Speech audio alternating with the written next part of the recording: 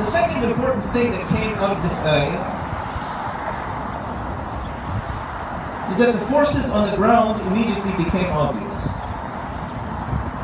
There was the force of mushriks that regardless of what they would be shown, whether it was the ayat of the Quran, which they themselves knew the ayat and the linguistic precision of the Quran was a miracle.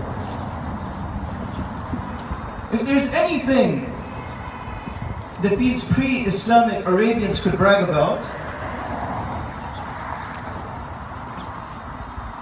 it was the well-developed sense of appreciation they had for the language.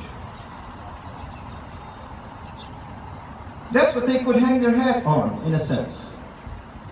They knew that nobody could speak even whatever language they spoke, other people. They knew that they couldn't speak even their languages as well as the Arabians could speak Arabic. And so this is something that they were proud of.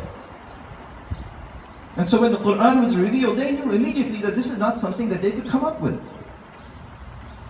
They knew that this is something even the Prophet could not come up with, he being one of them. And so they knew that the ayat of the Quran were in and of themselves a miracle.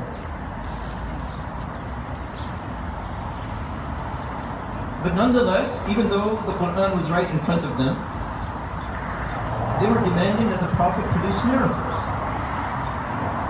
But the point here is that if they could not commit to the miracle that was the Quran, why would they commit to something that is an alteration of the laws of nature?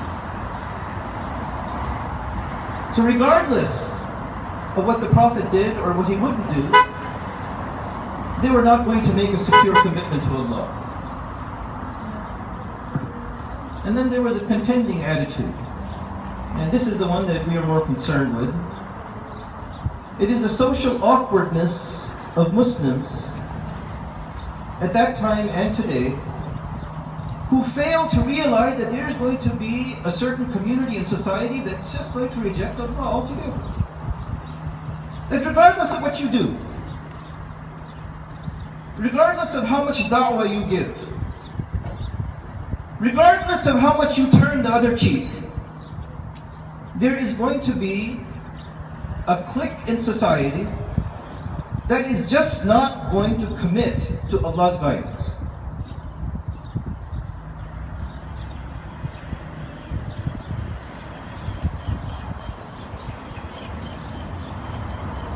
In pre-Islamic times,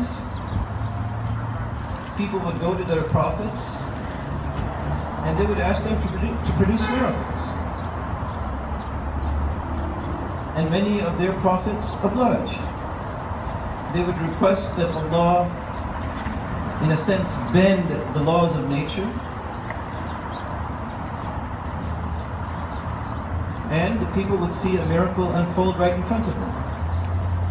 Some of the more outrageous things that they asked for was for the Prophet to produce an angel in the flesh, so to speak. Show us an angel with all his wings. Or build us a staircase to heaven where we can climb and see Allah for ourselves.